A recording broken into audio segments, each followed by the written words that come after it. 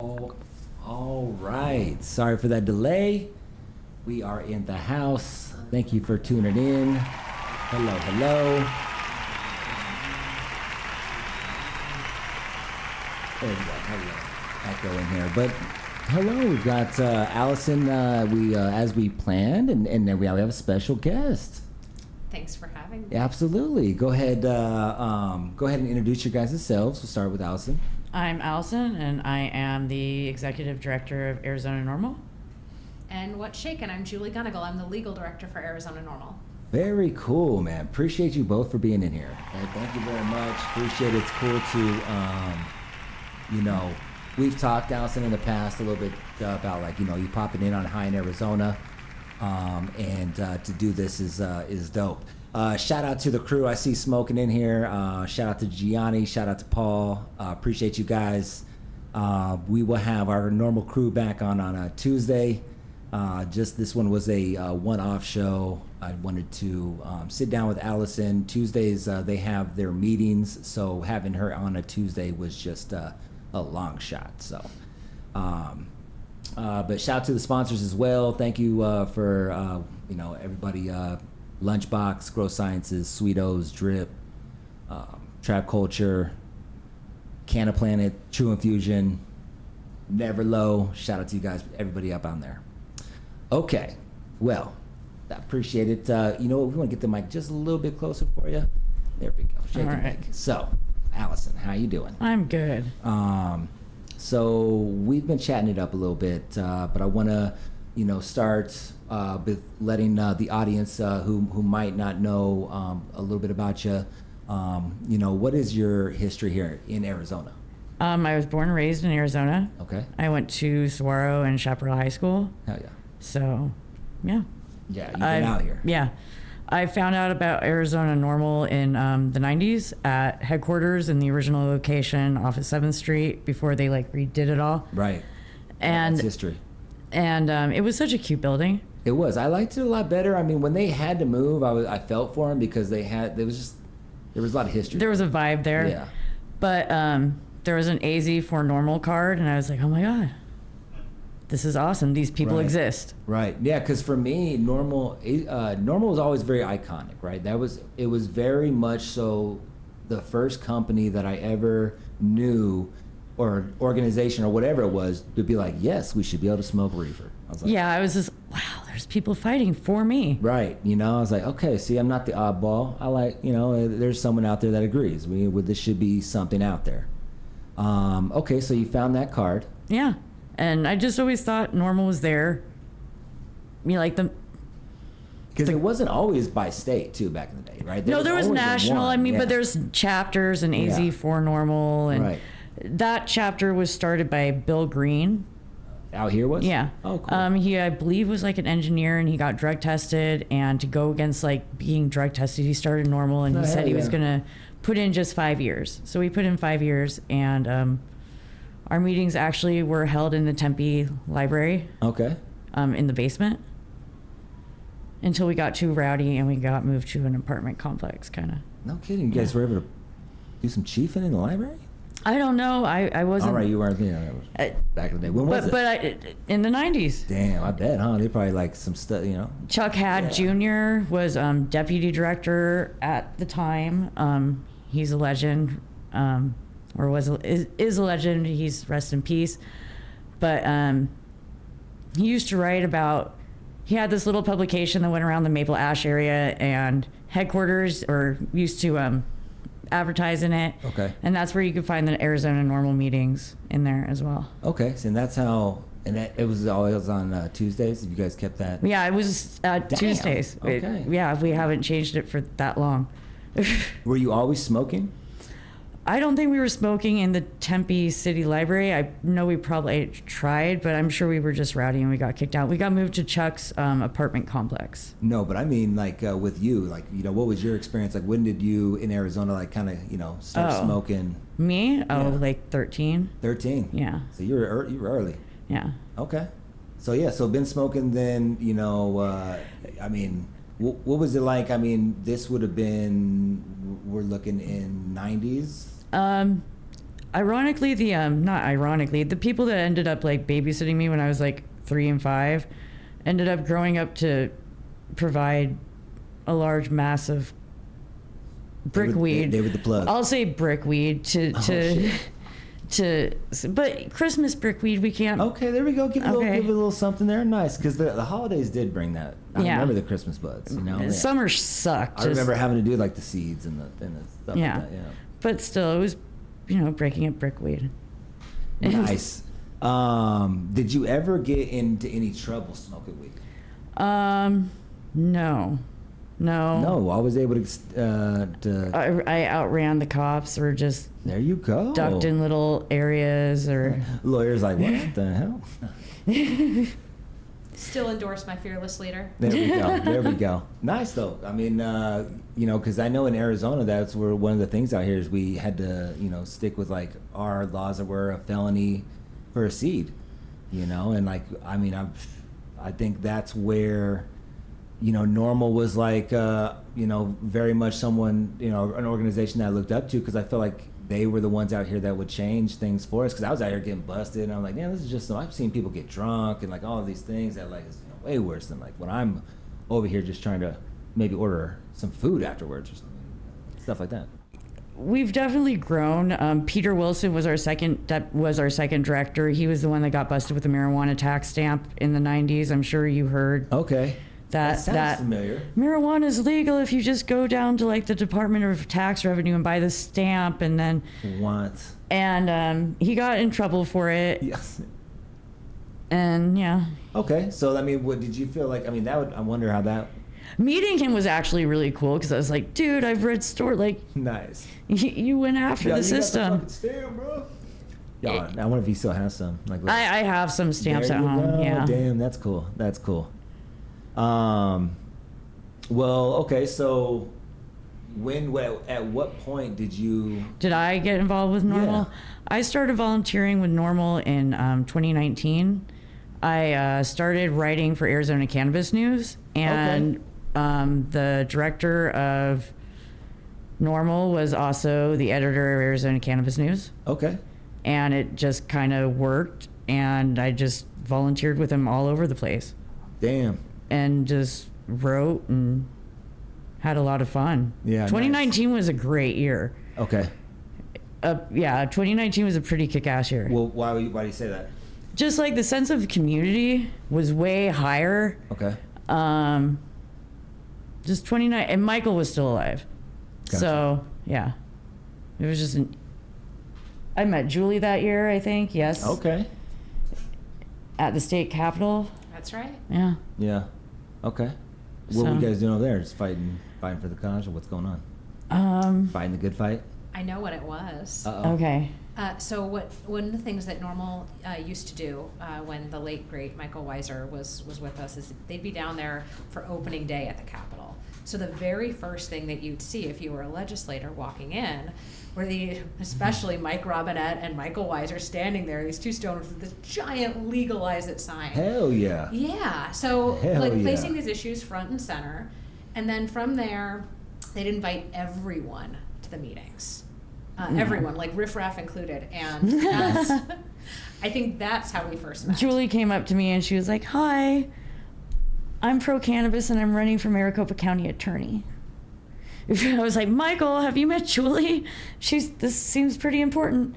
Nice. Damn. Well, pause for the cause. I know I gave you over some of this rosin that we have. We got the chat wondering if we're smoking over here. Yep. We're smoking. I'm getting ready to roll one up, guys. Yeah, we're doing our thing. Yeah. Nice though. Okay, so let's talk about how you prefer consumption. Like we're gonna get into a lot of topics, but I'm just kind of curious. How do you prefer to? I'm definitely a dabber. You're a dabber. I see Yeah. that you have the nectar collector, right? Yeah. No puddle gang, I believe, is what they refer to that. Yeah. Get it all. So nice. You're dabbing some of the no booth. What did you think about it? I liked it. It's very clean. There we go. Shout out to No Booth out there. Okay. Okay. So you signed up. How long was it now? So you said 2019 is when you signed up? I I was started volunteering in 2019. Yeah. Okay. So then you were doing the, you were hanging out, writing about it. When did you, like, what was your kind of journey within Normal from there? Well, I started the Kush Chronicles, my publication that's still there. I'm just kind of. I mean, you're working on it. You're doing a lot. It's there, yeah.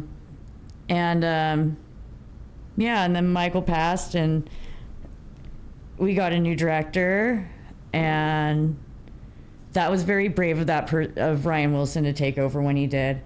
Huge shout out, because anybody that took the role after Michael Had a.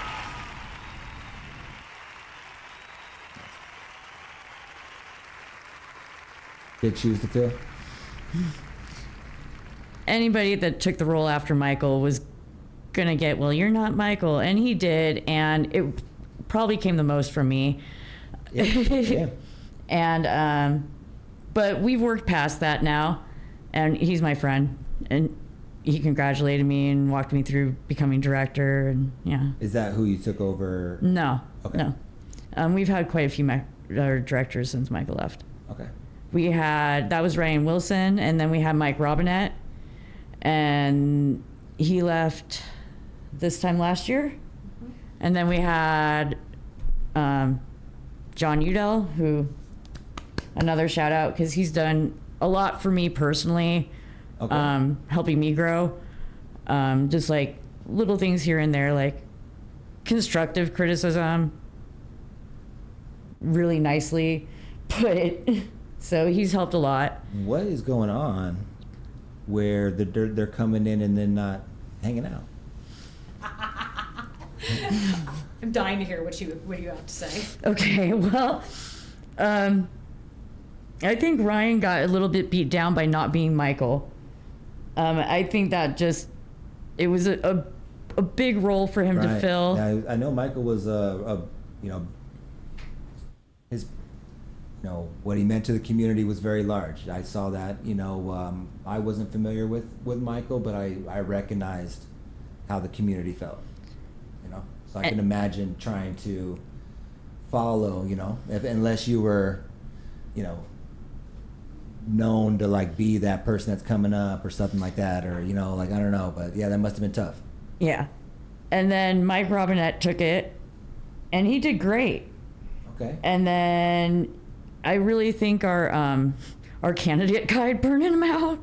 Really? Yeah, it's a quite a big undertaking to get every politician's stance on marijuana in the state of Arizona. Okay, yeah, because I want to ask, because that's what we're going to lead into after this is, what is your responsibilities? What are you doing? Because I want to know what is, Why is everybody getting burnt out? Yeah, what's up?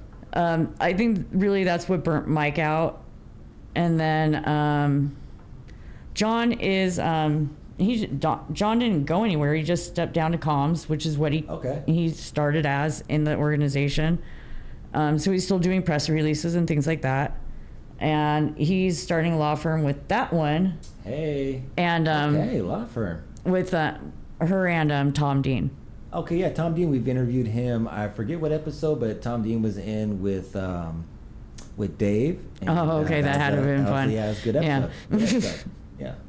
Well, very, very cool. Nice. And are you guys looking to take on, just a little side note here, are you guys going to take on cases that are primarily in the cannabis industry, or is it just open to, is there a direction for that law firm? Well, yeah, that's the vision. We're real concerned about the way the market is operating here in Arizona and some of the systemic unfairness. Okay. And one of the things that we hear over and over again is about brands having good representation, and we're here for it. So yeah, that's going to be the mission and vision of the three of us going forward. Wow. Okay, let's get that applaud. I like that. Nice. Okay, so you take on this role, and how do you feel? Is this from our conversations prior? I know this isn't the first time it was offered. No, I turned it down. Madison from Las Vegas Normal was another protege of Michael. Okay. And after Michael passed, she's like, "We don't know what we're gonna do. Do you want it?" And I was like, "Oh no. Uh-huh. And then when Mike Robinette stepped down last year, it really went back and forth between me and John. He was like, "Do you want it?" And I was like, "No, I really don't want it." And he was like, "Do you want it?" And he's like, "No, I don't want it either." And I was like, "Well, fuck, neither one of us want it." And what was that for? Is it just because, like, it's a lot. Like, what are some of the responsibilities that you'll be handling with the? It's really not anything that I'm not dealing with already. The only thing that's changed is that now my phone number is attached. Yeah, and I'm getting more phone calls. That's really the only, and I have to run the weekly syncs, and I have to run the chapter meetings. Okay. I have to keep them in line, but they're pretty good kids. And when you say them, who are we talking? What? When you say them, who you? The board? We've got an excellent board. Nice. And how many people are on the board? 8. Yeah, Nice. I know. Okay. I had to count the other day, and I kept coming up with 7. I couldn't figure out who I was leaving out. I figured it out. Yeah, she signed up for the most thankless job in Arizona cannabis. No kidding. Balancing all of these different interests. Wow. And doing it on a shoestring budget. Yeah. And gosh, we're so lucky to have you. I'm lucky to have my board. I honestly wouldn't do it if I didn't have the board. If I had to be Michael and do everything, because we've shifted a lot. Like, Michael did everything. We met that normal met like once a month. We meet every week. Yeah. Because we're like an octopus, and we all have different arms, and we all have different things going on, and we don't know what everybody else is doing. So we all have to meet once a week to like figure out what we're doing. And yeah. No, I get that too. I mean, once a week is a lot. What are you guys? Okay, so Arizona Normal. What are you guys kind of like working on right now? What is the? We're going into legislation session in January, so we're right now is supposed to be off season, but there's really no off season. Okay. You're writing bills. You're trying to find sponsors for bills. Nice. Okay, so like writing. So the laws that are out there right now, you guys are looking to make some changes to those. Yeah. Nice. Are there any that we can talk about at this time? That I will defer to the lawyer. I have no qualms telling you exactly what our agenda is. Okay, great. Nice. No.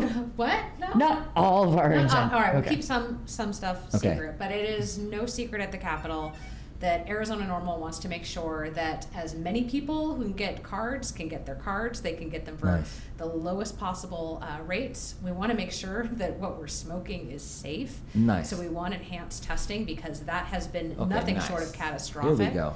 We want to make sure that the market stays open, and we want to make sure that there's more competition so that we can all have cheaper products everywhere. Okay. And then we want to make sure that all those collateral consequences of smoking pot for all those years get wiped away. And whether that's DCS investigations that broke apart families or these felony convictions, because we were the last state in the nation to have everything from residue to 2 pounds be a class 6 felony, that we get those wiped off people's records.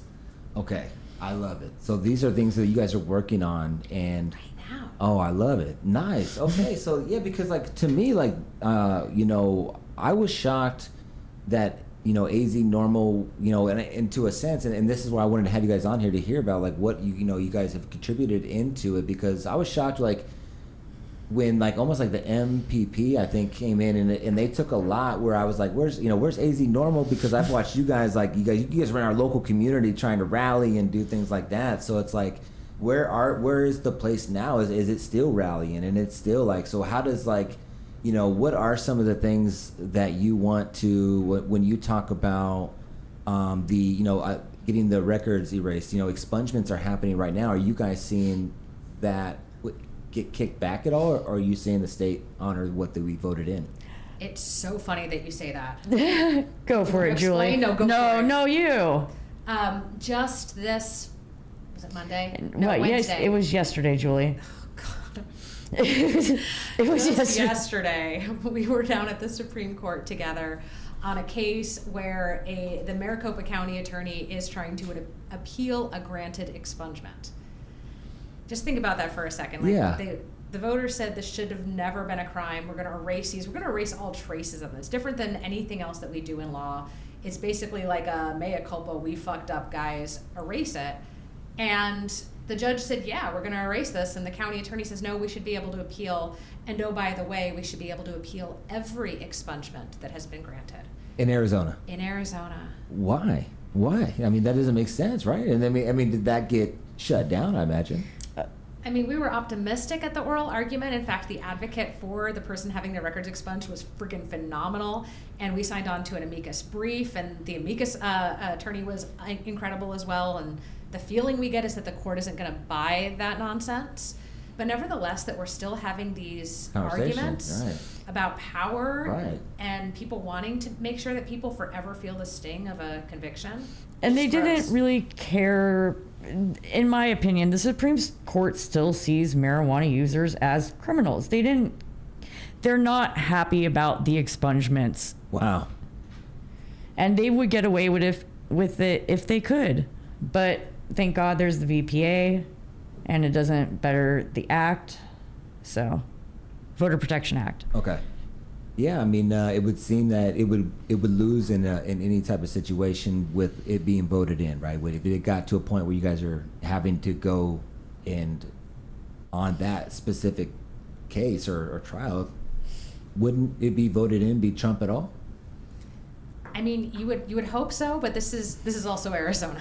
Damn, right? Is it like that? That's crazy. It's like that. Holy it's like shit. that. The county attorney just the other day got online and decided, in light of the Schedule 3 leak, right? Right. Get online and say this would be devastating. We need to make sure that cannabis remains a Schedule 1 substance. Her attorney argued that they like the collateral consequences of conviction. They like that people can't get housing, can't get jobs, can't get student loans. Like that's the design. It's not broken. The system's designed this way. And you're in this system, right? You are talking to these people. You're hearing this firsthand, or you're watching it all play out firsthand, right? You're in the mix of this. So like, there's no one else, that is not saying no one else, but you're very well versed in what's going on with Arizona and the cannabis laws and everything. Oh, yeah. I mean, so Arizona NORML has done more expungement than any entity in the entire state.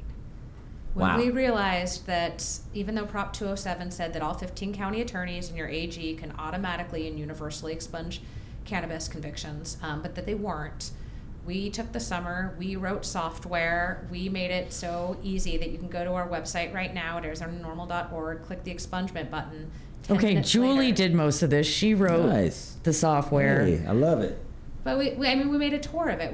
We've done several thousand at this point in time, and we intend to do a hell of a lot more because there's anywhere between 250,000 and 500,000 arrests, convictions, adjudications out there, and people deserve a fair shot. Nice. I appreciated that too because I was one of those people that needed to get expungements, so I was able to do that and through that law that we passed. So I was reaped the benefits. Favorite expungement. I bet that felt good. It did. Not my favorite expungement, but my favorite example of how the system is fucked is how there was a person with one plant or like two plants, that case. And they came, which is totally expungible because the 6 plants or less. Right. But what the cops did was they pulled the plants and they weighed the plants and they put that weight in the. So what? So even though it was like 2 plants, which is expungible, the dry weight of the plants was like 2 pounds or so. So it wasn't expungible. Wow. So yeah. That's what's wild about, and that's where it just the shows police don't always fucked. know. They're out there, trying to, doing their own thing. It's like the Wild West out here. It's like with something like that as an example. That's wild right there. So, okay. Speaking of. Schedule 3, right? You brought that up, whatnot. How do you feel? Do you feel like that is going to be a positive or negative for the consumer? It's mixed. Okay. It might seem like a step in the right direction, but this isn't like 207. This isn't going to be incremental change. This is pretty much going to be it. Do you want Big Pharma to come in? I mean, I don't know. No. Right? I mean, Julie will elaborate because she always will. But Snorted. Hey, keep it 100. But I can't stand behind it. I want decrim. You want to decriminalize, Right? Not even descheduled. Decriminalize. Yeah. Okay. Well, I mean, alcohol isn't a crime, really.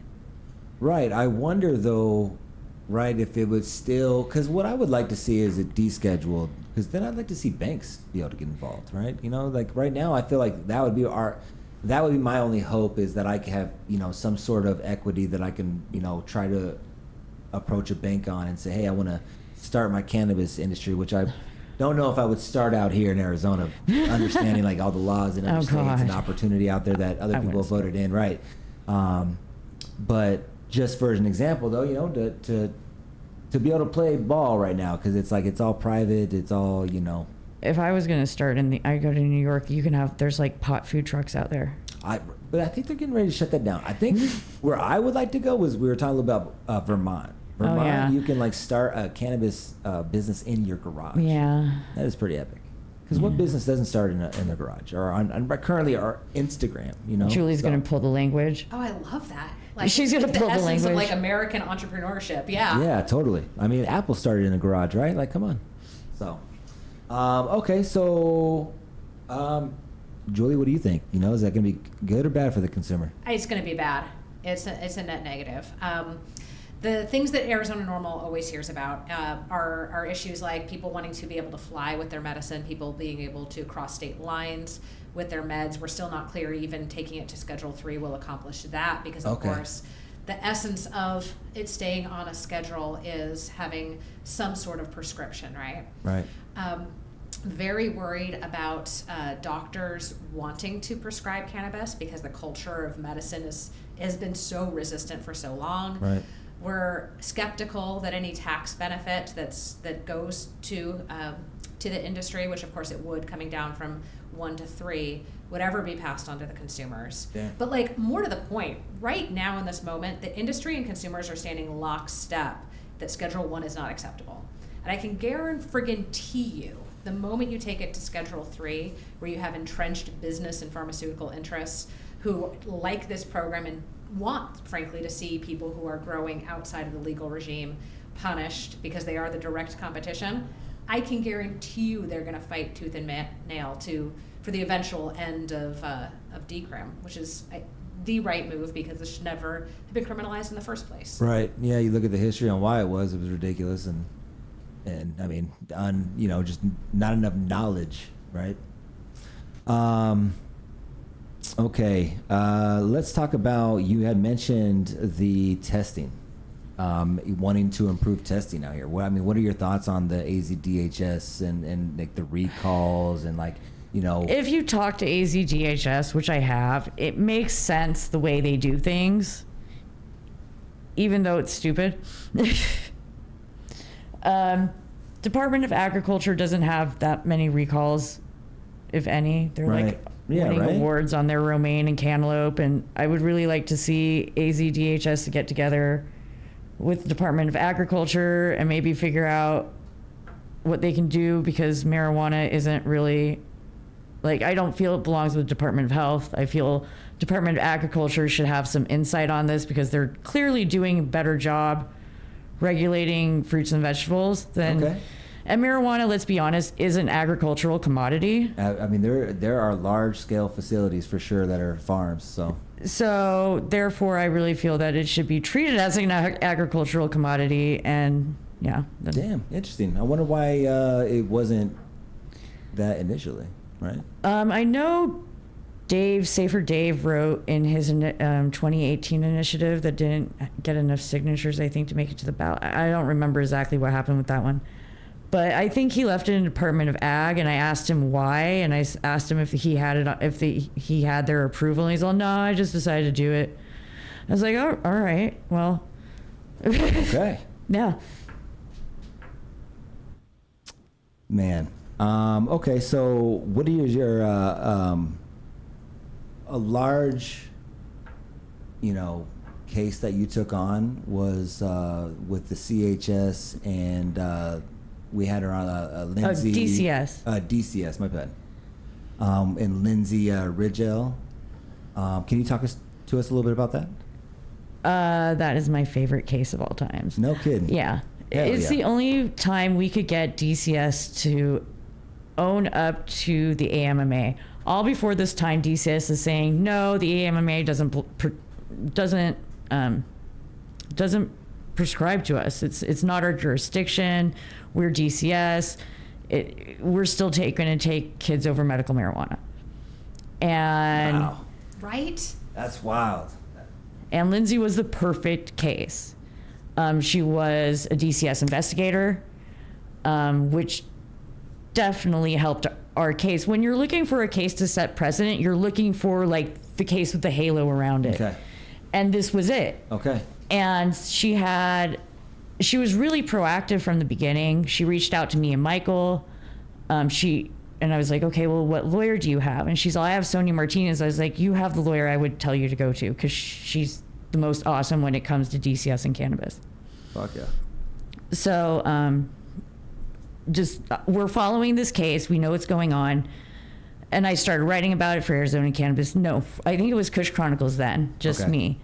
And I started writing, and it just kept on progressing. We won first at the administrative court level with Sonia. And then DCS has this wonderful thing where they can like modify, affirm, modify, and deny the administrative judge's ruling. And that's what happened. The administrative judge said, we agree, medical marijuana is covered. You don't belong on the central registry. Okay. And DCS was like, nope, and modified it back to Lindsay going back on to the central registry. Well, I did translate for everyone. Or like, did we actually hear that? Yeah, they get to overrule a judge. Yeah. How? Right. It's written into law. Arizona. You brought it up It's earlier. Arizona. Wild. So they overruled a judge. Then it went to another judge, and that judge agreed with DCS. So Okay. So, well, I mean, let me just ask, like, did they pick the judge? no, just the Yeah. first judge was a female, so I feel like she got it. Gotcha. And the second judge was a male, and I feel he's never been pregnant. He Right, doesn't right. get it. Right. So Sonia's like, I'm done. I'm not an appellant lawyer. I don't do appellant law. And I was like, hold on. Let me go and bitch to somebody. Oh, and I believe this is where you come into the story. Yes, I had just lost an election by a little over 1%. And No kidding. if I can tell you how hard it is to lose by that slim a margin to somebody who who did not care at all about these sorts of issues. Wow. And I was just like in the throes of like, I don't know, what comes next? Gotcha. And you pitched me the case, and we did it. We took it to the Court of Appeals. We won. And Wow. it is such Let's a go ahead and beautiful drop that right opinion. there. Drop that right there. Nice. And it's not that politics really matters on some of this stuff. Like when it comes to cannabis, like up is down, right is left. Like there's a whole swath of people who support and then people who you'd think would be allies who aren't. And we drew the most conservative panel of judges that I think was possible on Okay. the Division I Court of Okay. Appeals. And we won a unanimous. Wow. Yes. So that ended up going up to the Arizona Supreme Court. They declined to take it, but the AG pushed it that far. They did not want that ruling to stand. To this day, there's still issues with the AG opening up these sorts of cases. Wow. And it's because Arizona is one of the few states where any sort of prenatal substance exposure is considered neglect. Okay. And then that's where MMJ is saying, hey, we voted this in. This is a medicine just like Right. everything else. And needs to Treat it be like a treated medicine. Right. Yeah. So that should be removed. So we were speaking earlier about them having to rewrite it. We're crossing our fingers and hoping that they have to rewrite it, because there should be about 2 class action lawsuits this year against DCS. How many parents and moms have reached out to you guys to show support on that type of movement? I'm at like 40-ish Yeah. who've been affected by this. Wow. I know you've talked to a heck of a lot more. She is a master organizer at bringing folks together. I deter them all to Sonia. Well, because a lot of them have just gotten their cases. So I deter them all to Sonia because I don't, yeah. But they're doing it to this day. Yeah. Like, I took a phone call, I don't know, was it a month ago, with a mom who, before she knew she was pregnant, she smoked. After that, she didn't. It was in her medical records, so when she delivered in the hospital, they reported her to DCS, and they had an open case. Damn. Right? What a waste. Well, because like there's not studies that show like right that it's bad for pregnancies, right? And when you look into it, and you look into the studies, I've seen positive, feedback or just studies, I guess what to call it. But like as it gets opened and as they allow for more cannabis research, it's something I hope they look into because I don't know. I would think that there's maybe not obviously like lighting up a fucking blunt, you know what I mean? But like I think that there's ways to consume cannabis for parents or for mothers or who are pregnant that maybe need to cure an ailment or. Lindsay's case was she had, I cannot say it. You always have a better chance of saying it. The She had hypermesis Thank gravidarum, you. which is a severe form of nausea that you would not wish on your worst enemy. You basically have morning sickness for the entirety of 9 months. The drugs, the pharmaceuticals that are prescribed for it have intense side effects, and cannabis is something that likely saved her and saved her baby. Wow. Because 1 out of 3 pregnancies end up in either a stillbirth or a miscarriage Wow. because you end up so dehydrated and malnourished. So, but to your point, 200 scientific studies agree with you that the risks for cannabis during pregnancy are minimal at best, and there may be huge therapeutic gains, especially for people who are not going to have their symptoms resolved by any other pharmaceutical. Also, that the crack baby myth is being disproven now over and over and over again, and there's an epidemic of these women losing their babies to DCS. Wow. For something that might not have even caused problems with their babies. Like there's more and more studies coming out saying that was just propaganda. Right. I mean, just like we were talking earlier about the reefer madness and things like that. And we were talking, also you see reports now that they're saying that heavy use of marijuana leads to schizophrenia. They've been saying that for a while. Right? Yeah. What is that about? Debunked at every turn, man. Yeah, Nice. but next year I wouldn't be surprised if we see the Freedom Caucus come out with a warning label saying caution, marijuana causes schizophrenia or may cause schizophrenia. Yeah, that'd be wild. I think you should tell the axe murderer story. Oh, Rusty shit. Bowers from Mesa. He was Speaker of the House for a little while. Okay. And he tried to do a THC cap and limit it to like, I think 5. What was it? It was an insanely low amount. Okay. It was like 2%. I can't remember, but it was like really bad. And then he wanted to screen everyone who was arrested for cannabis use because For schizophrenia. because people who smoke weed commit axe murders. I can find the legislation. It's so hilarious. Like the video of it. This is Arizona. Yeah, I can find the it's so funny. No, it's not even hyperbole. Like that is what That was is said wild. on the floor is that people who consume cannabis are more likely to be violent and axe slayings in particular up. So, yeah. That is the stigma. That Propaganda is what we alive and well. battled, right? Like, I mean, I've grown up and always smoked, so like that stigma has always been there. It's been nice to see the turn of times and where we're at. I mean, I didn't know if we'd ever see where we're at. I mean, how do you guys feel like when you started normal? In that time, but as a smoker in Arizona, did you think that we would see the day? No, I'm so happy we're here. I can't Right. even imagine living in an illegal state now. Always watching over your back. Never driving with your pod. Always being scared to do shit. No, I'm so happy I live in a legal state. Yeah. It took a while to get here, and I'm happy we did, and I never thought it would happen. Like, if you would have gone to, like, 14-year-old me that was down on Mill Avenue Right, Mill was popping back then.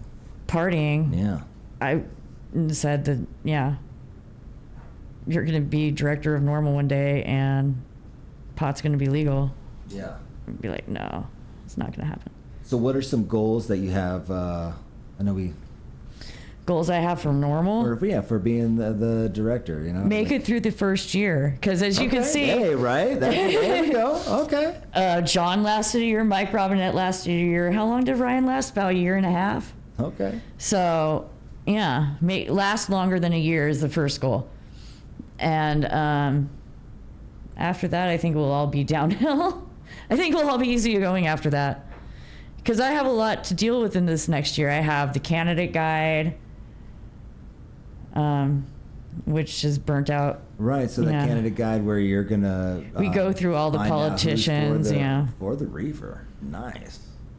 Yeah, that's a huge undertaking. We would love to speak to some of them, too, like if you ever... We have lobby week. Cool. During February, where people can come and talk to legislators, find out what district you're in. Give me the loot. Is that on a Tuesday? It's actually all week. Okay, now we're talking. So, depending on... Oh, shit, I'm going to have to run that. Oh, yeah. Oh, please. Allison's discovering the scope of her responsibility. As we are on here live. Nice. But that sounds really cool. That sounds fun. I know that, like, you live for it, right? You're out here. I love reading bills, and I love, like, the legislation side of it. To me, it's all just, like, one big video game / soap opera thing that you just got to, like, watch. And, like, other bills, like, and other soap operas will, like, involve, like, in your soap opera, like, if there's an abortion bill and it pisses off both, like, parties, your marijuana bill's not going to do good. Damn. Because all the parties are just divided. And they're just going to divide down the middle on everything just to piss everybody off. When do you see that changing? I'll defer to Julie for that. I have no idea. How many years until we get a pro-cannabis legislator? Yeah.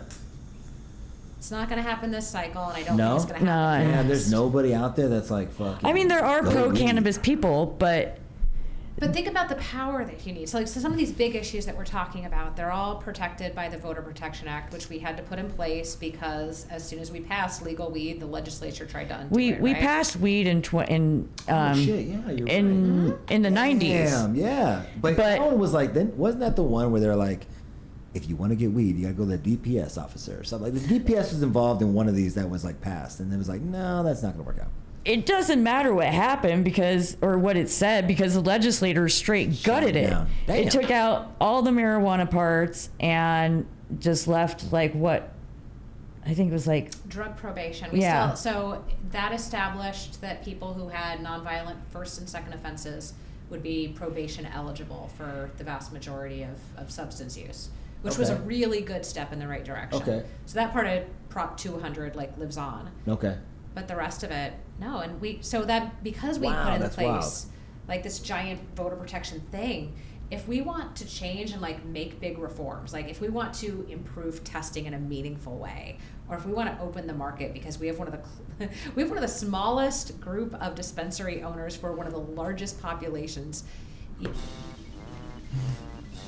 It's sad, right? Right. And if we wanted to do big things, we need to get to 3/4 in both the House and the Senate and get our bill signed by the governor. And it's an uphill climb. Yeah. So the VPA is kind of like our double-edged sword. It really protects our medical programs, but it also makes it really harder for us to progress them. Okay, and then you also mentioned that we needed to get like 60% or something. Is that like 3/4? 3/4. So yeah, that's on everything. You want to bring down card fees? No way. 3/4. So okay. You want to improve testing? 3/4. So we need to like kind of go in the law and break that down, right? Because like it seemed like in Arizona, this is wild, and I'm a Neanderthal, and I appreciate you guys breaking this down for me, because it's like I think a lot of people might have the same questions, as I hope at least, would be like. Okay, so in Arizona, because we would vote things in, and then they would come and say, nah, we had to create and vote in a law that says you can't do that? Yeah. That's wild in itself. So props to whoever, you were involved with that? No, that took place before 203.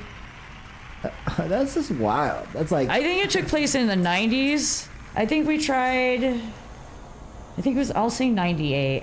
Don't Right. quote me. I'm not 100% sure, but if I'm gonna guess, I'm gonna say 98. okay. That's wild. Okay, so now that you have that though, so now we're good. No, now okay, so boom. That's why 207 passed and or no, I'm sorry, 203, and it moved forward and we were good to go with it. Yeah. Yeah, that's wild. Okay, is MMJ like it's always gonna be here, right? Like there's been talk sometimes about like it being abolished and stuff. What, like medical that. marijuana? Yeah, the medical marijuana program. Well, the one thing that AZDHS did do recently is do telehealth, which is totally going to like improve the program, because a lot of the certification places just did close down as a result of 207 because people just aren't renewing. And then also the price got reduced. So like No, the price did not get reduced. then it get voted in. No, it did not. It got declined. Yes, No free MMJ for vets. correct. It did not. How do we? What was It the did not hit percentage? third read. Third, because we need thirds. Third- Actually, the reason why you get each chamber reads the bill 3 times is because when legislation started, not everybody could read. So they would literally sit there and read the bill 3 times to make sure that all the legislators got it. Wow. I respect that because I would be there. Like I'd be one of them Neanderthals. Like, okay, wait. By the third time, I'd probably get it. Damn. I thought that was a shoo-in. We thought so too, but at the 11th hour, there was a poison pill amendment that would have taken over the hemp program. And for that reason, it didn't get across the finish line. All these other good things that were in SB 1466. Also, there was a little bit of talk about the autism thing. Like, That's right. neither one of the parties were happy about the autism. Representative Shaw kind of screwed it up with the Dems, and well, the Freedom Caucus screwed it up with the Republicans. So I don't think we're ever going to be able to get the word autism as a qualifying condition. That's not to say that I'm giving up or we're giving up. It's to say that we have to rethink it Okay. and look for symptoms of autism and get those in. Like a lot of kids with autism have gut conditions. So broadening the Crohn's maybe to like just all gut inflammation and things like Okay. that. So there's like ways to go around Yeah. that I'm hoping will work. So- No one's tried it before, but we'll try it this year. And these changes that you're trying to make, is it voting in that you're trying to make the changes, or just getting legislation to switch it up? I mean, a little from column A, a little from column B. When Okay. we started, when I started with Normal, right after the passing of Michael Weiser, we were very much on the defense. Yeah, yeah. It was how many bills can we kill and how quickly can we kill them? And we killed some pretty major efforts. We killed an effort that would have made it so that no brand could, and no dispensary could advertise within, 5 miles from a school. Oh, Osborne's And- event killer. It Yes, would have and it killed would all have- the events. It would Oh have shit. killed, it would have killed Mita, it would have killed Canna Friends. Wow. You can't, because it's considered advertising to give to some of these event venues. An And advertising event, like, yeah, I forgot the way it was worded, but it was worded to where it would kill. It would have killed all the events. Wow. And it would have killed everybody who advertises in newspapers, because you can't control how close they get to schools. It would have killed Wow. everyone who Holy sh- advertises via radio. Right. Like, I mean, it was a major a- bill, but we killed it. Now we're on the offense where we can really set the agenda for cannabis, and where we know that we have really good relationships down at the Capitol on both sides of the aisle, so Wow. we can do the things that cannabis smokers want us to do. Okay. Now, when you talk about you killed it, like, can you give us a little example of how you do that? How did you do that? Which bill? what's your favorite? Let's- Not any new ones. I mean, I can think of a time where we had a bad bill. We were in the sponsors committee. The bill was called, Oh. and it was voted down in his own committee.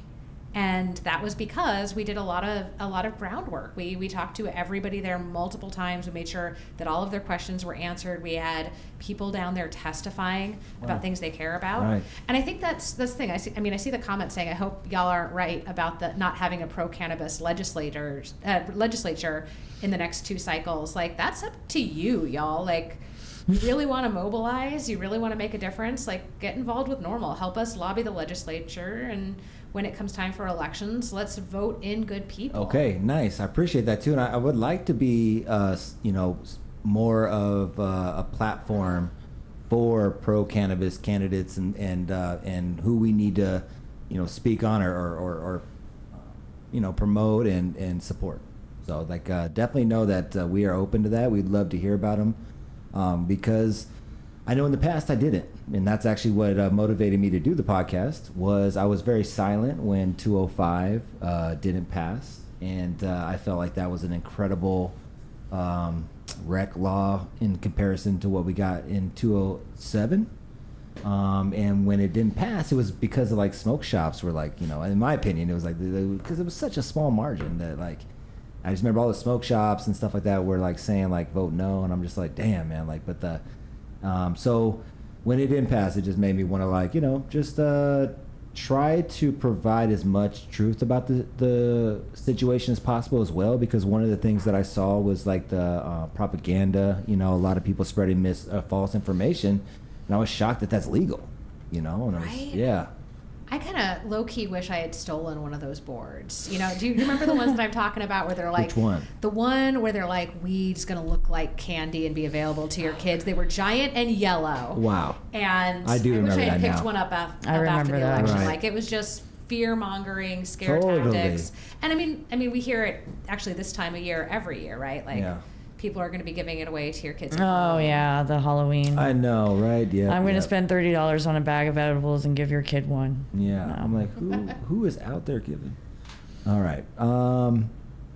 I appreciate too again you guys coming in here and talking, and just being open about what you guys got going on, because I think that we need to continue to it sounds like, look, you guys stopped from events being killed out. Damn, that's a big one for us. I do events myself, they probably would have crushed the lounge, you know what I mean? So nice. So okay, so we talked about how you're gonna do the testing, the DCS. Oh, I'm going to run a bill this year too. Let's talk about it. It has nothing to do with cannabis, but it's going to be my happy bill. It's going to remove the 2-year rule. Right now in the state of Arizona, if your parental rights are terminated for the following 2 years afterwards, if you parent a child, DCS will come in and automatically move you to termination. And what normally happens is you get a DCS case, they move you to family reunification, give you all kinds of services, drug testing, taros, family counseling, things like that. And you go to a judge and they'll probably put you back, your family will reunify. Okay. But with this, Wow, that's scary just to hear that. it's 8-533B10, capital B10. And really, if you just strike that rule out, DCS has enough grounds to remove children. But yeah, I'll say it's an orphan farming bill, or not bill, but stance, law, because anything you parent can be taken and automatically moved to termination. Yeah, that's why when we say termination, that means Your parental rights are terminated and you will not see your child ever again, maybe when they turn 18. Damn. We terminate parental rights in Maricopa County at a rate that is 17.5 times the rate of New York City. That's not 17.5% more. That's 17.5 times more. And it's this law and the prenatal substance abuse law that's to blame for it. Yeah. Man, it's there's a lot of laws that need to be changed. I think that hopefully with hard work that we're doing and that you guys are doing, that we'll see some change and continue. And you mentioned that you're working on some now. Are there any that you can discuss right now that you got, again, some Which bills are in I the hopper know right now? Julie's gonna work on one for expungement. Yeah, so Okay. we want to see expungement become universal and automatic. It's Okay. really unfair that everybody who's been criminalized has to go file a petition and wait, 3 months for a court to say, hey, we messed up, we should have charged you. So we're trying to get that over the finish line. And that's going to be good. And keep in mind, like, that's stuff that people could be doing now if they really had the political will. If everybody was as awake as your comment section is, and put pressure on people with power, these could be expunged automatically. Yeah, the chat is wild too. I know I have a situation going on with someone in the chat that apologize. She's wild. But I think that from when I talk to people in Arizona, they do want like certain things with cannabis, and I think that we just don't know how to align sometimes. And I think that in a sense we didn't you guys do a great job of having the weeklies. Do you guys see a lot of support from the community? Yeah, we see a ton of support from the community, and in all different and unexpected ways. What that looks like when we get into legislative session is people interacting with our posts, like going in and testifying. We have this thing in Arizona called Request to Speak. So signing people up for that, because that allows you from the privacy of your own home to say thumbs up, thumbs down on legislation. Okay. It's Yeah. actually, RTS is really awesome. Arizona, you can really literally just get stoned and like zone out and search on the azleg.gov site and find out a lot of shit. Like, that's how I learned everything. I didn't, that's literally sitting, taking time and reading. There wasn't a class on how to navigate the government website. You literally just have to get stoned and just surf around. It makes more sense that way too. Hey, Yeah, it really does. Yeah, when you're diving in like that, I'm sure it's nice to have a little doobie. But yeah, that's how I found out everything. Like, I wake up every morning during legislation session and I search marijuana, cannabis in the search engine and see what comes up, and bill hits. Okay, nice. Oh, we've got a question in the chat actually from, it looks like Mike Atwill. He says, what laws or parts of laws needing reform, and how do we do that? What laws or parts of laws needing reform? Can I go first so you won't get in trouble for this? Okay. Our market is fucked, Mike, in the biggest possible way. Love the sound. Gotta do it. The fact that we only have 150-ish fully operational vertical licenses in Arizona, it means that our weed is more expensive, we have fewer options, and there's a bunch of concentrated power in the hands of people that don't always use it the right way. I mean, we saw that this week with a racketeering suit coming out of... We did. Yeah, and when you see that much power and that sort of disincentive for people to speak up because they're afraid of their ability to grow or manufacture being threatened, you're going to continue to see that. Like, that is right. The tip of the iceberg.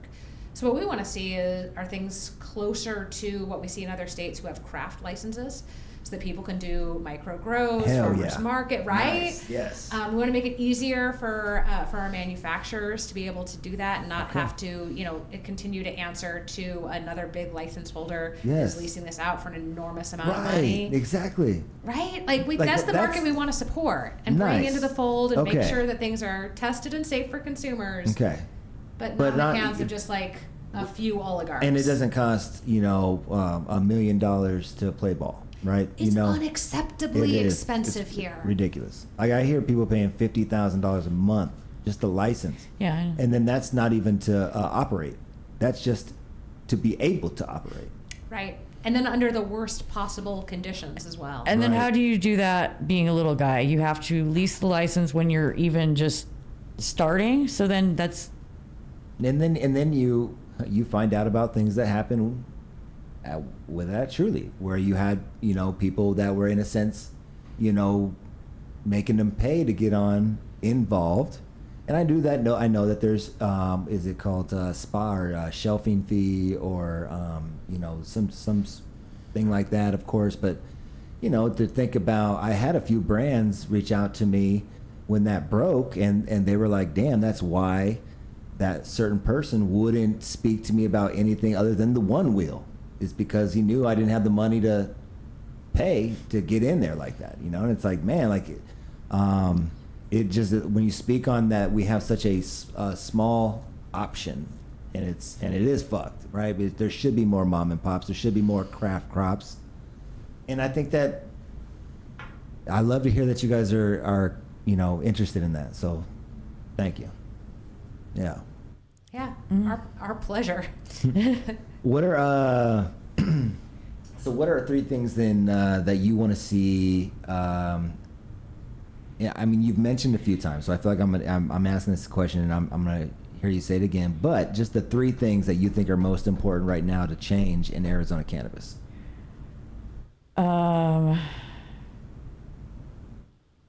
Well, definitely qualifying conditions and card costs. They definitely need to come down. Okay. The expungements. I feel like I'm on a quiz. The expungements. Right. What else? What's the other one? Fuck. Pretty much the way the market's run, it sucks. Yeah. Yeah, let's shore up the medical program. Let's make weed a hell of a lot less expensive, and let's expunge all these convictions. Yeah. And then while on the side, let's try to get those craft crops in there. So let's keep. I'm gonna throw that back out there for you guys too. Yeah. Right, that's so unfair. And I think Yeah. about our legacy growers like all the time, and the fact that even through this program, like the social equity program that was supposed to, provide these 26 licenses to people who've been disproportionately impacted by the war on drugs. And just, it's been a tragic failure in Arizona. That's what it's been. I agree. Yeah, and it's failing the consumer. Ultimately, we're not getting the best product that we could get. Now I wanted to do my research on this. I was trying to, I didn't get it, but I'm just gonna ask. I'm gonna throw myself out there, and there is a way within the law to recoup some type of expense on your home grow. Is there not? Ooh, are we talking about the caregiver program? Or are we talking about... I thought it was rec. I thought somewhere in the rec. Yeah, Tom right? would Because know. I know exactly, yeah, Tom will know. Yeah, because I have a gentleman in Tucson that they have like a coalition, and he's talking to me about bringing it out here, and he's got it all like out here. But I'm like, all right, well let me talk to my lawyer about this. But I'm like, I wanted to touch it back. It's been about 6 months or so since we had talked about it originally, and it's like, because I don't know. I think that. I don't know. You've seen it, before, with like when we first went at 203. It was like there was like the co-ops, and there was like all of the non-licensed dispensaries, and so I feel like if there's wiggle room, you know what I mean, then people are going to, gonna open it wide open. So. Yeah, Nice. I mean, it sounds like you need to have the amazing Tom Dean back, for sure. Nice, right. Because that's definitely a question he would know. Well, All and right, then cool. bolstering the caregiver program, which is like the... Literally bolstering the caregiver program could be done by removing the 25-mile rule. Right. Just for the caregivers, removing the assignment. There's a lot of things you can... What do you think about Mesa wanting to put everybody now in one district? Okay, this is where the next fight about cannabis is going to originate. It's going to happen in your cities and towns, and it's going to happen over zoning. We've already seen that in Gilbert, which basically shut out the rest of the competition. Really? Yeah, you can't open a new dispensary, at least a new dispensary. Who's under in the Gilbert rules. right now? It's, help me, I have no idea who the fuck is in Gilbert. what is it? Zenleaf? I don't know. Is I that don't know right? who's in Gilbert. Huh. Oh, Curaleaf. It's the big Curaleaf Oh, out It's there. the Curaleaf that took Curaleaf, over. actually. It's the Curaleaf that took over the what was it? God, I can't remember what it was. Somebody help me out. Somebody in the chat has got to know what it was before it was Curaleaf. It wasn't Swell either. I can't remember what it was, but shit. I hate it when I lose the It old was dispensary's off of, name. I remember it was. Like off of Emerald. Okay. No, I don't know. I thought like Stapley and something, but not. No. So yeah, no, okay. Not Stapley, whatever is up Gilbert, East. I'll figure it out. But I mean, that's what you're going to see. You're going to see cities start to either close folks out. It's interesting because the 207 social equity program doesn't have the same zoning constraints that a 203 dispensary for med does. Right. They also don't have the right to do med. Right. They can only. It's not a dual license. It's a single license. That's Yeah. right. And it's making it harder for those folks to get a zoned property. Wow. As a result. So cities that either want to confine cannabis to a distinct section of their city because they view it as undesirable, or cities that just want to shut out competition on behalf of everybody else who's already operating there. That's going to be the next move. Damn.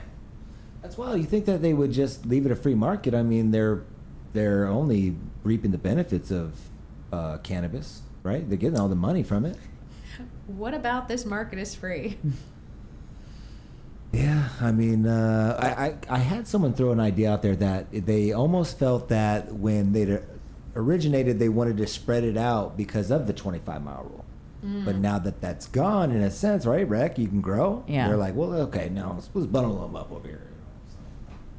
Yeah, I mean, the cap is also an issue too, just to put that out there. Right. So the fact that we derive the number of dispensary licenses per the number of pharmacies, and the fact that so many pharmacies have gone virtual and people are Because getting of their Walgreens. meds. Oh, damn. And the fact that social equity counts against the cap, these additional 26 new licenses. It is entirely possible that we will not have another round of med licensing for another 100 years. What? So we're this is stuck. why we should We're care here. about the market. Right. Right? Because Damn. more people can be here, but it's not tied to more people, it's tied to more pharmacies. Literally, you could change the entire industry by just changing one word in 3 places, I think. Man, yeah, they've got to open it up. And I mean, but they have no incentive to, right? Because they're capitalized in it. They're Yeah. And every single year, it's going to get harder for people who think like we do, right? As this becomes an even more lucrative market, the powers that be push back even harder and have the resources to do it, which is, I mean, Interesting. why Yeah, and now they're is the gonna time to battle. get involved with this. Wow, dude, I wonder if the industry would,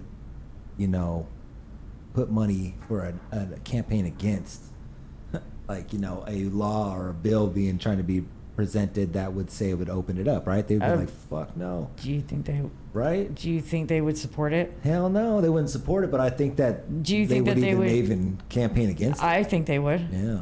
I really think they would. But, that would be bad PR though. I really think Imagine they that. would. You mean when the industry becomes prohibitionist? Because they don't want it to let it grow? I mean, that's where we're at, right? I mean, that's where we're currently at. That's how it was all written. I mean, even with the social equity, if you look how it was written, you had to have X amount of capital. You Oh, had to it do all was. these It things. totally And left what? everybody open for predatory lending. Yes, absolutely. There's no. I mean, very. I mean, look. If we look back to see who is actually opened with it, you're looking at. I believe that we have the one out in Glendale area. Pete Cookies. Bruce. Yeah. And cookies is a. So, that didn't work out as it was planned, and it was. A lot of people say the expungements, were just to, almost like farms for social equity people. What would you say, right? Oh, that's a Julie question. I mean, I just put my soapbox to the side, but hell yeah, that's exactly how this played out. So Normal was out there every single weekend, pairing with dispensaries, but, making sure that it was high quality legal services and legal education. We're out there one Saturday this was at Nature's, right? Oh, was Do you I there remember that this day? Saturday? Yeah, so I think I was. we're out in this frankly shitty little trailer that they were so kind to lend to us, a line wrapping around the place, and somebody starts complaining, saying, "Hey, listen, are you affiliated with the dude in the parking lot?" And we're like, "Dude in the parking lot is not Yeah, normal."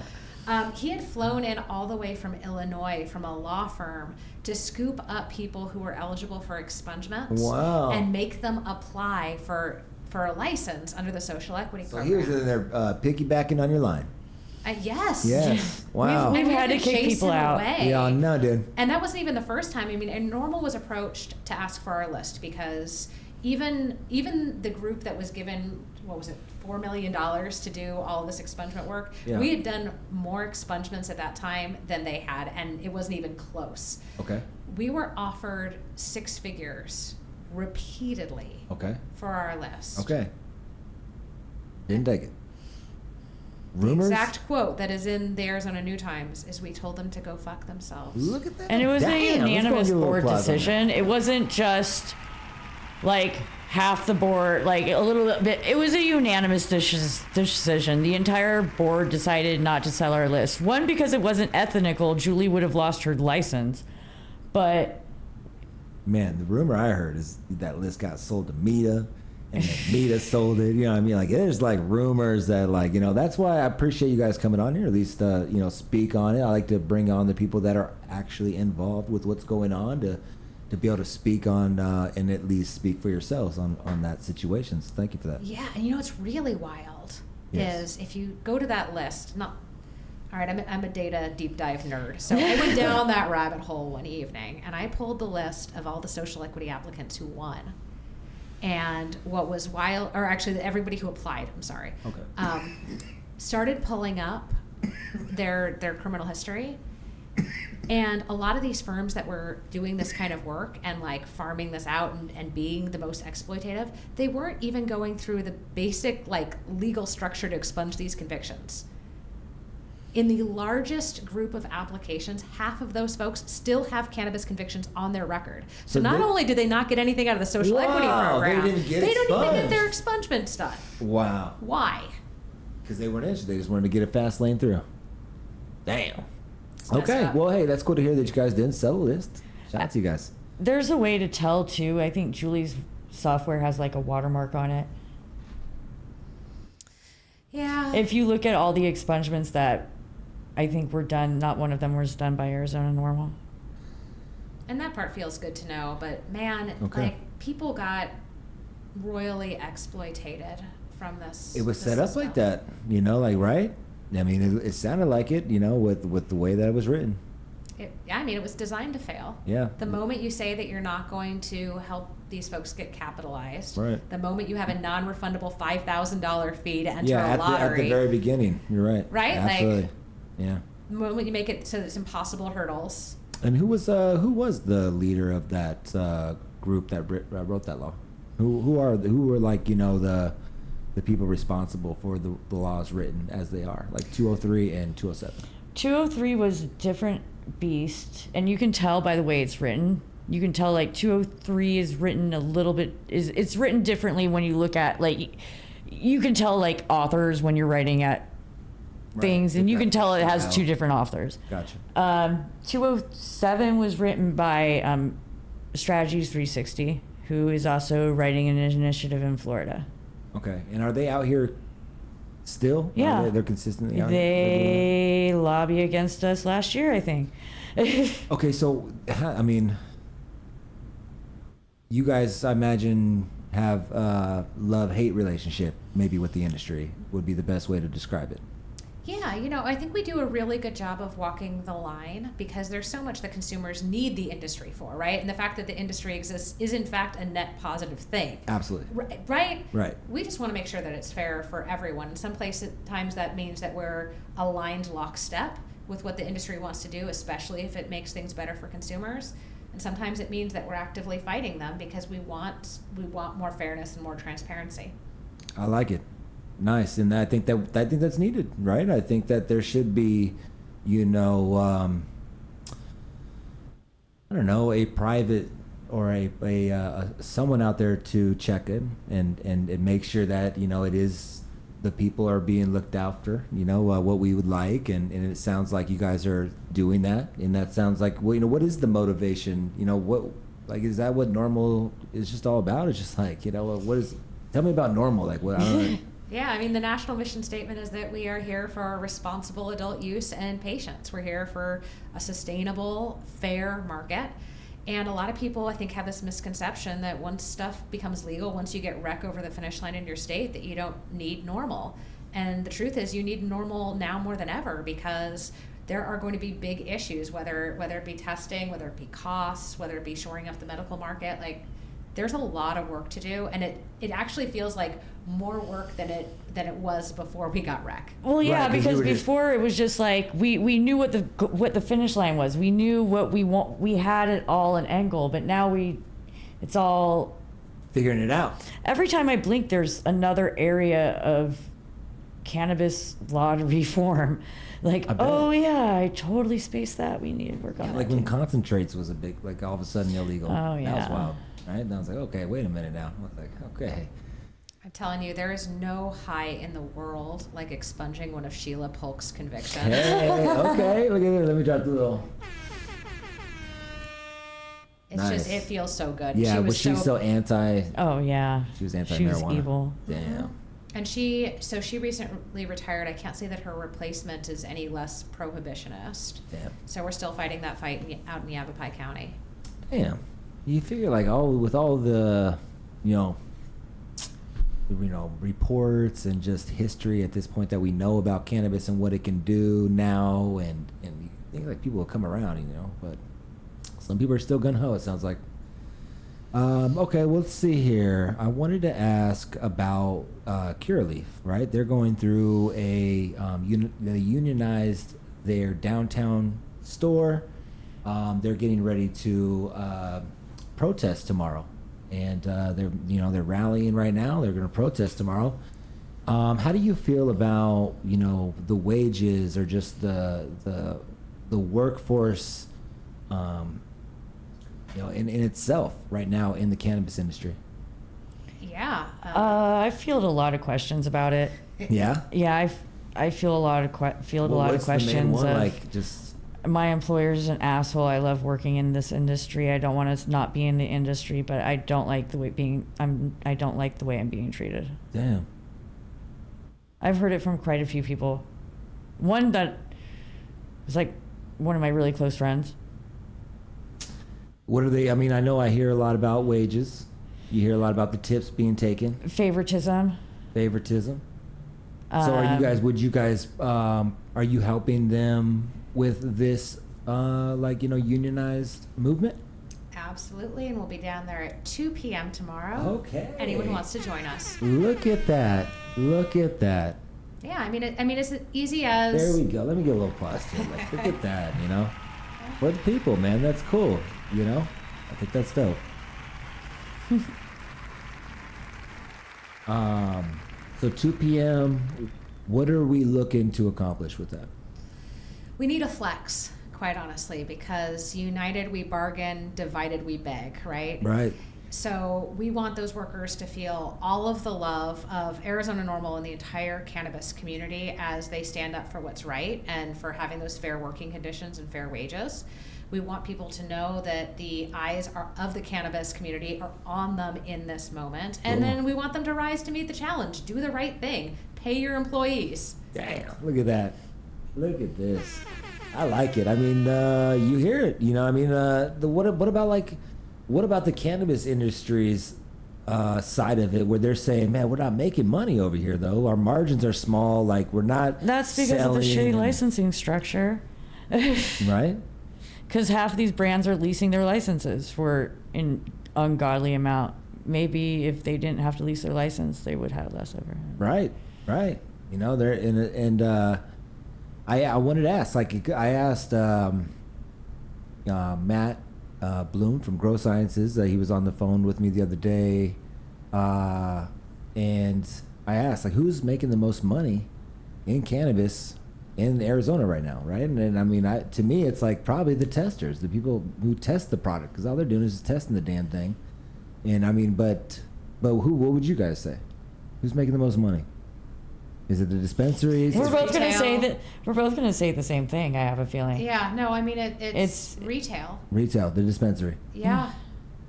And that's not to say that you can't have a market where people like experience prosperity, but also like we can have that and still be fair. Right. No, I think I like the approach that we were talking about earlier. I think that the craft crops, I think that there needs to be a lane for someone to be able to get into the industry without having to invest, Millions of dollars. or be able to get in it at all. Like right now, as it stands right now, impossible. And that's why you see like talented people who are cannabis enthusiasts who could push the market and with their abilities, not able to help progress the industry because they have no way of playing ball, so they're forced to do the legacy market and put themselves and their lives on the line they've always been doing, or the legacy market has always been doing. And it seems like it's almost, that's the lane, at least in Arizona, that you have to go and build your own legacy market and name for someone to either for yourself to be able to fund to get into Arizona, or to have a dispensary say, hey, we see what you're doing. So that's wild. Yeah. Well, not you build this brand up too. Who are you going to sell it to if you don't own the license? Who's going to buy it? I mean, I've watched and seen many brands try to launch in Arizona and flop, because I think there's a lot of variables that maybe people don't think about, like the shelving fee. That's one that, all of a sudden we hear about that with the True Leaf situation, that's common. And I understand, I looked into it obviously with like the grocery stores doing the same types of things, and like so it's just like pharmacies, all that. But it's like for a small company who just put up $50,000 or whatever it is to rent the space and then to operate, and and then they're not even paying the bill. They're like getting on net 45. It is insane. It is. Like these people that can't, that's why our market is another reason why it's fucked, is like these people can't afford to sustain that. It's crazy. At the end of the day, like it ends up hurting the patients. Like Allison and I were just talking about, trying to get, for example, strain-specific RSO in Arizona for specific medical conditions is almost freaking impossible. And like that's and why you have to drive hella far even if you find it. I did hear TrueMed dropping some soon, so shout out to TrueMed sponsor. Hello. No. But I did hear about RSO being a problem to get. It was something that we talked about. It's wild. I think that there obviously we do have some good brands. So shout out to those guys out there. But no, we do have good players, but the bad ones definitely outweigh the good sometimes. Okay, so you guys saved these. So then let me hear what your favorite events are that are out there. Do you guys go out there and attend events? I know you have your own Tuesdays, but like, are you out there at... We go to, we're at every Earl Cup. Cool. It's coming up soon. Earl Camp's coming up. Jim's so nice, and he comps us spots because he lets us use his office for our monthly meetings. Awesome. And just a pioneer himself in the Arizona cannabis industry. Right. Sure. Shout out to him. And then Canna Friends, we attend monthly. Okay. And we're at Mita, and we're at Plant Body Soul Friday High Day. Oh, cool. Yeah, that's coming up tomorrow. That's tomorrow, yes. yeah. Awesome. No, they do that, it looks like quarterly maybe, or... I think so, yeah. Yeah, it looks awesome. I need to get out there to that one too. And yeah, I love all the events actually. Yeah. Just people, the industry is so big for everybody. So what are the meetings like when you guys go there? Because you guys are working like under, on things that maybe you're not so loud with, other than like this cure Sometimes situation. We but go off camera and we talk about things, but I think next year moving forward, we're not going to, because I get paranoid. Oh, really? I mean, honestly, it's easy for just anybody to come in and, yeah. Oh, and record and stuff like that anyways? Yeah. Gotcha. Nice. I mean... not that I don't like being transparent. It's just that sometimes lack of transparency is for safety. Nice. Okay. Here we go. Nice. I'm glad we said this. Because, like, I want to know kind of who do you guys feel is your adversity? Who's the ops? You know what I mean? Like, I feel like you worried about someone getting like Well, I mean, when labs went against like Harvest, there was a bunch of labs that got blacklisted. Really? Yeah. When was that? 2021. It was it was the first year after Michael died, so it was 2021. 3 labs, I'm not going to name them, went to the news and made Steve White of Harvest look pretty shitty. Yeah. And those 3 brands got blacklisted for a while. And damn. Okay. It happens. How powerful is the ADA? Like, are they like a pretty strong group with the fact that they're so limited licenses? Powerful how? I don't know, like powerful like at the legislation level, or powerful to brands? Man. They're very powerful to brands. They're like Yeah. the gatekeeper to if you want to have a brand in Arizona. you gotta be on their good side. Yeah.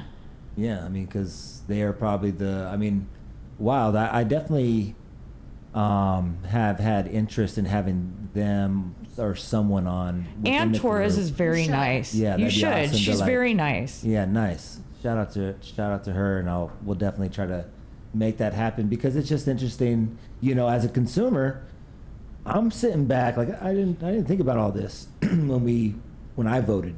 You know, my concern was my son, and now my daughter. At the time, though, when we were going through this, you know, I went through lots of. I was arrested multiple times for marijuana, a pipe at one point, a dirty pipe. You know, I feel like now, like in 20, 30 years, I'm going to tell people that story. Or I'm going to show them the ticket, and it's going to be like, what? You know what I mean? Like, you were arrested for a pipe, and it's like, yep.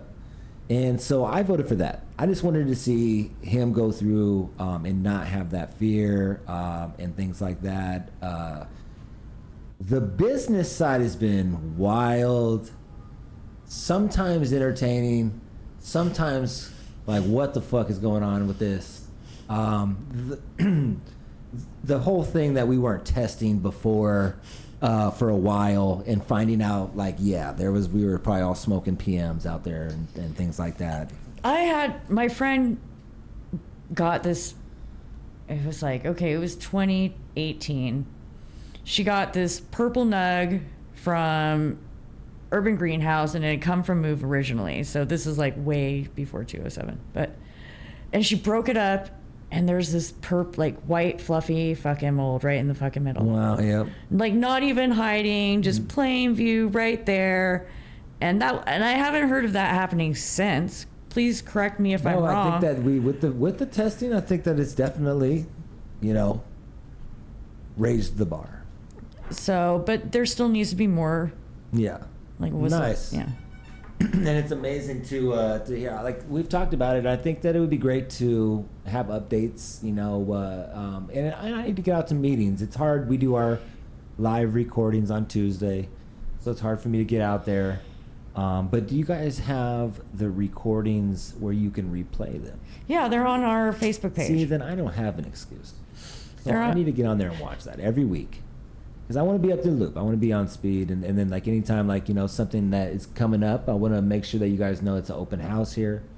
We would love to hear about it and support. I think there's a lot of people out there that want to support.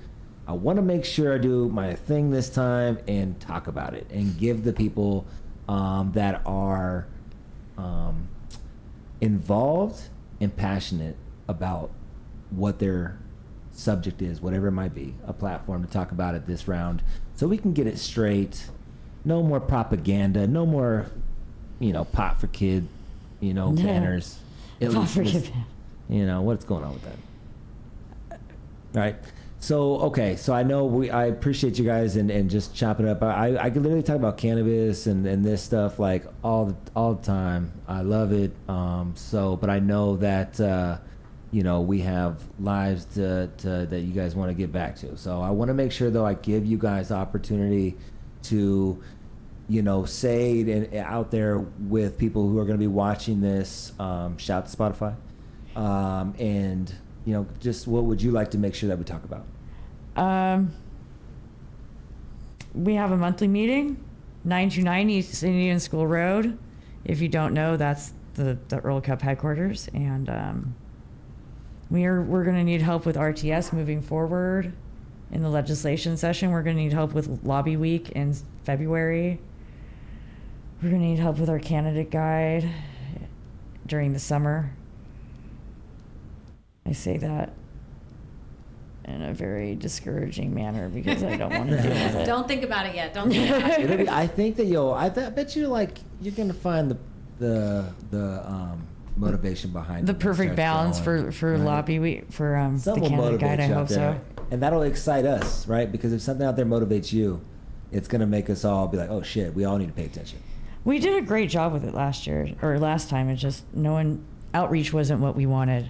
I feel we wasted a lot of time for not a lot of outreach. Okay. Julie, what about you? Yeah.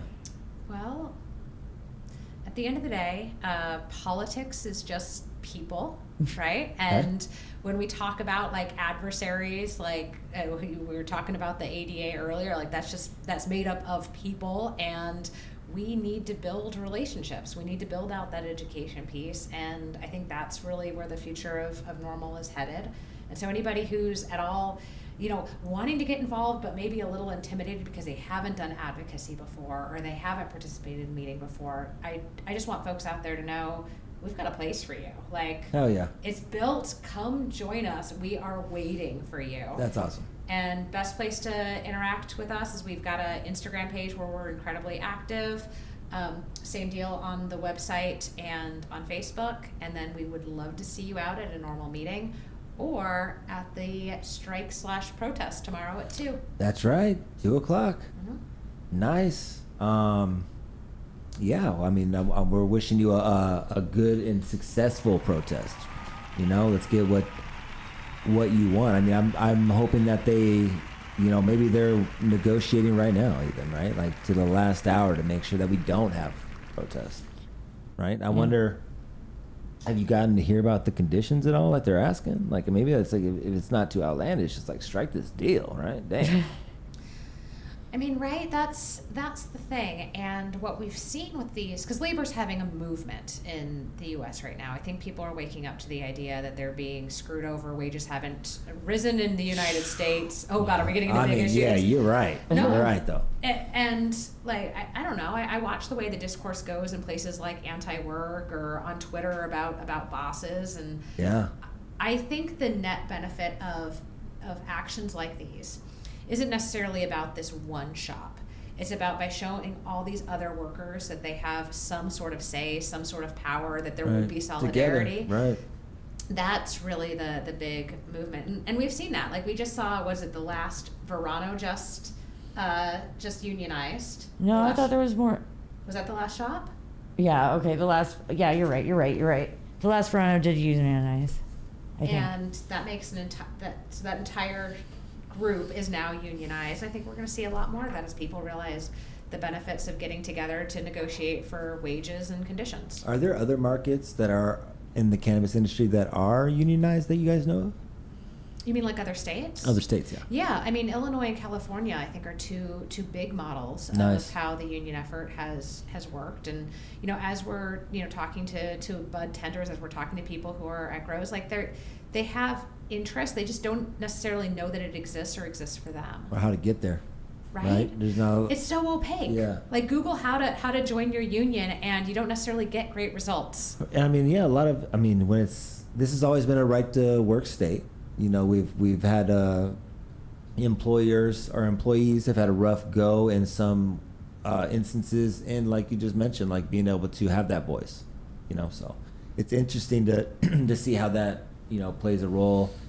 And shout out to the bud tenders. I mean, those are that's a majority of the team. Those are the ones. I mean across the board though. I already backed that up, but shout out to everybody out there on the team. Right, they're doing the hard work. Yeah. So all right, 2 p.m. tomorrow.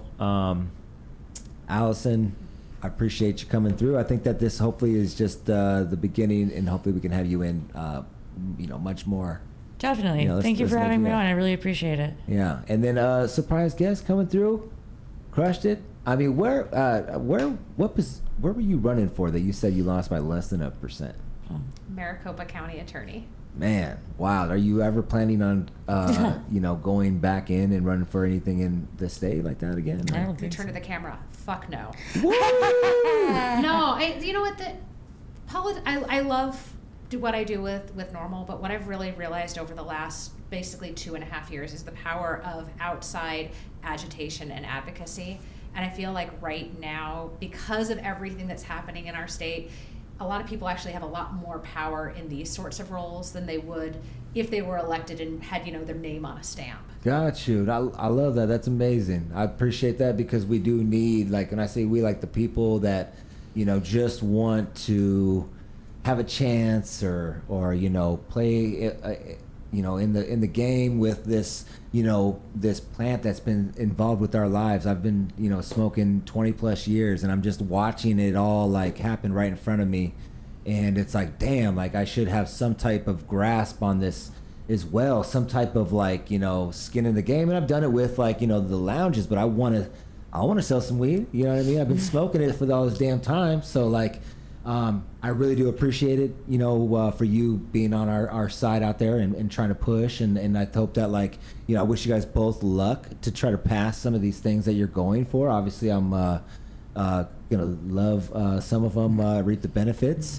I also appreciate the ones that not only that you're working to pass, but the ones that you've struck down. That was something that tonight I didn't recognize coming in, that there's things that, you guys have struck down that we don't even recognize or know about that would have changed the industry out here. So shout out to AZ Normal. Shout out to you guys for, leading the way out here with that. So what is the plans? Gonna rest up here, get prepared for tomorrow. What's going on the rest of the night for you guys? Horizon Husky football. There you go. Okay. Nice. And Grocery shopping. there you go, knocking it out. Yeah. Getting ready hungry. to cook it up. Need to eat. I like it. Well, thank you guys again. This will be available on YouTube and on Spotify. And look forward to having you guys in again. Good luck tomorrow. And thank you out there for tuning in. And we will be back on our normal time Tuesday at 4:20. Come hang out with us. We'll have giveaways and we'll have more discussions. This was a special episode. Congratulations again. Thank you. Allison doing her thing. And we will see you guys on Tuesday.